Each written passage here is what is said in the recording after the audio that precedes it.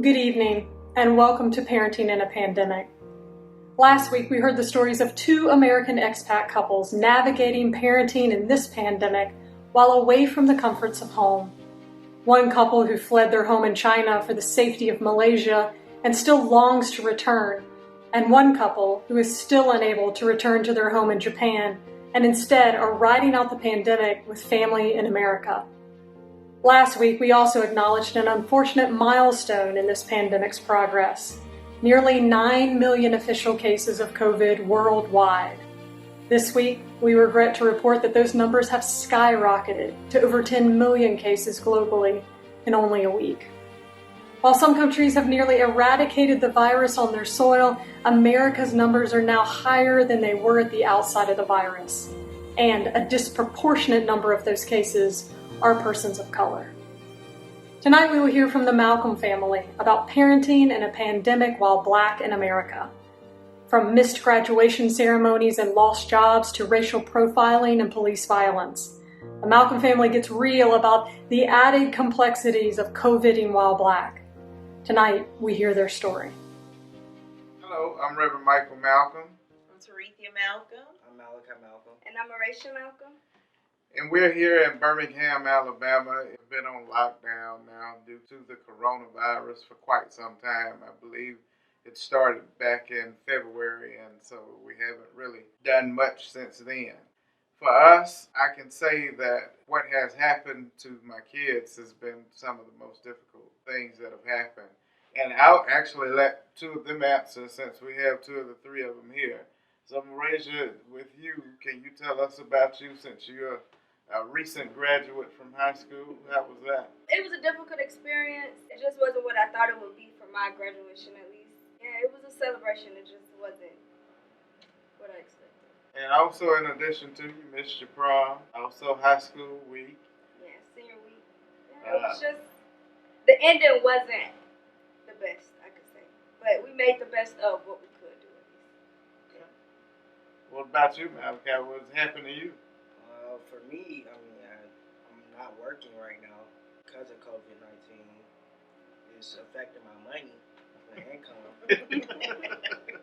So I can't wait to get back out and search around. The unexpected joy behind all of this pandemic, or parenting during this pandemic, has been everyone being together, everyone finding a newfound relationship with each other or closeness with each other, because now we are young adults, gone through being kids together, we've gone through being teenagers together, and now we get to go through being adults together during this time. What's the biggest concern you share? The unknown. Yeah. The unknown. Moving into the unknown, not really knowing where we're going from here or the direction that the world is going to take from here. I think I can say I'd be remiss if I don't bring in the fact that we're not just COVIDing, but we're also COVIDing while Black.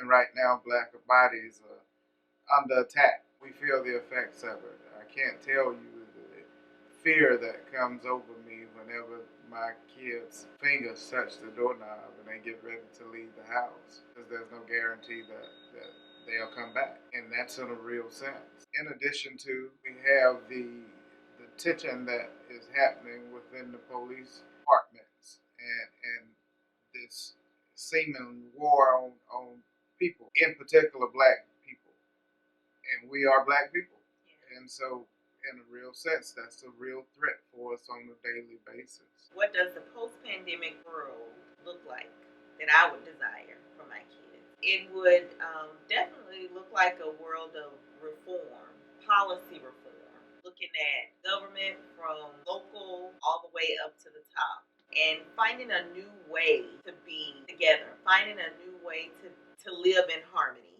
to not have any type of division because of one group of people or another group of people. So to find some form of unity. And I would say that I'd want a world where we don't stop just when the protests are over. A world where we continue to thrive, to have justice and equity, diversity and inclusion, a world where we allow people to be who they authentically are and we appreciate them for being authentically who they are. That's the world that I want for my kids. I want a world. One family in the deep south of America, navigating two pandemics, a deadly virus and a deadly racist mentality that pervades the U.S. landscape. Protests in support of Black lives have erupted around the world, people refusing to sit by and accept the violent and inhumane treatment of persons of color and minorities. Racist statues have been toppled, police forces defunded, and streets painted in protest.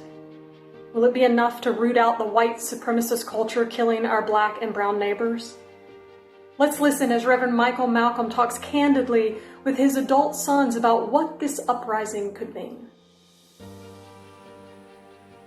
I can't breathe. 3 words that are etched in the Black experience. The slow, agonizing death of being robbed of oxygen until you are robbed of life is nothing new to the Black experience.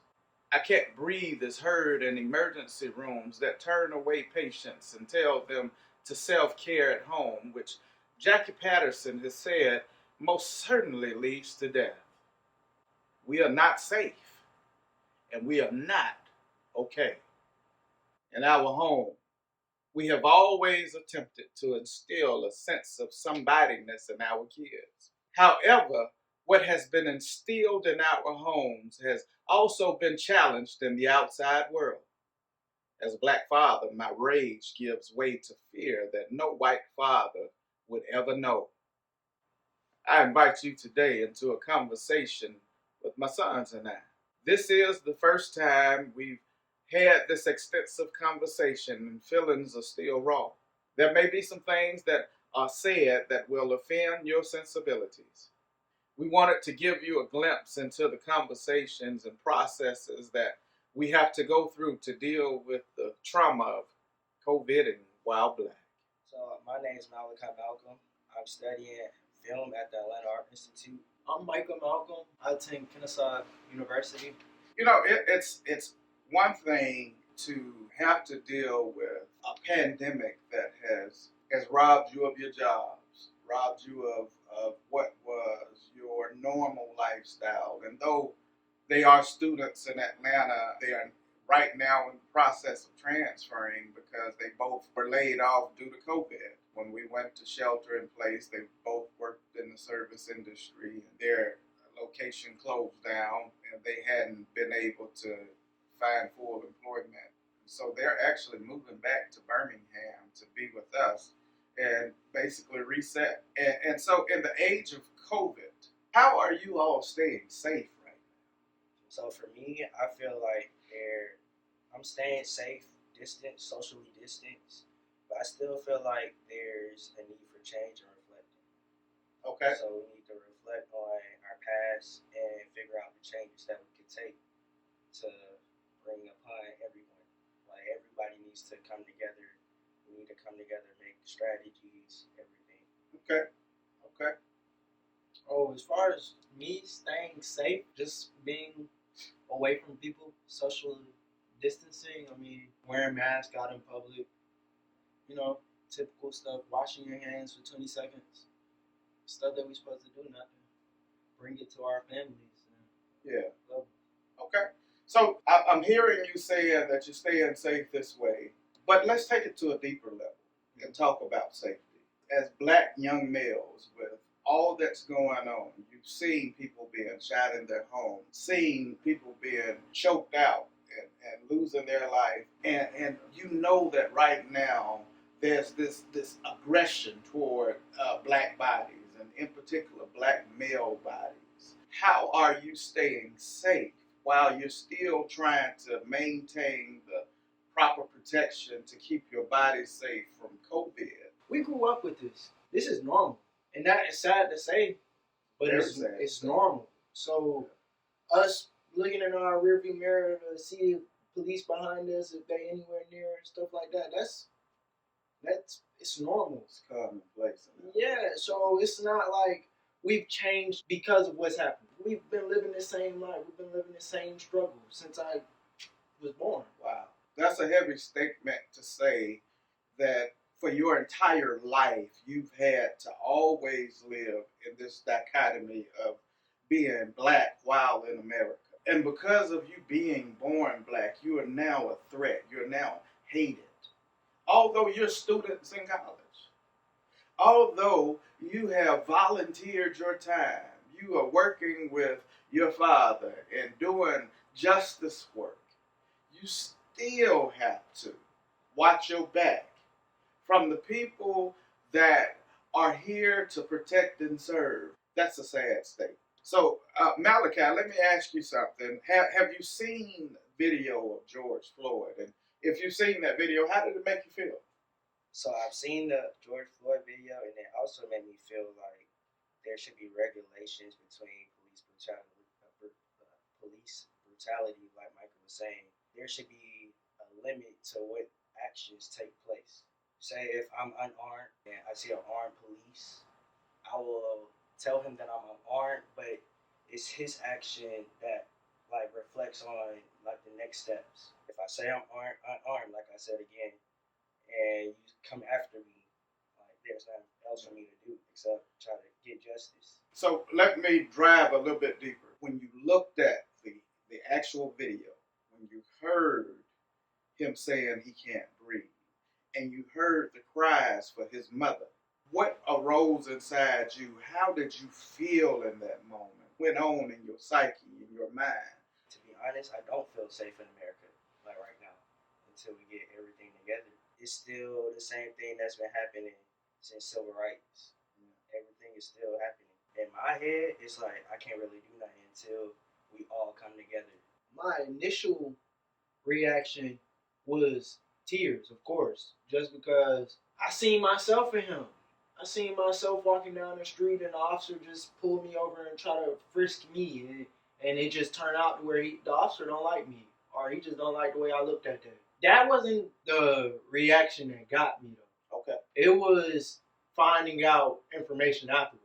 Okay. The fact that y'all worked in the same club, y'all had to know each other.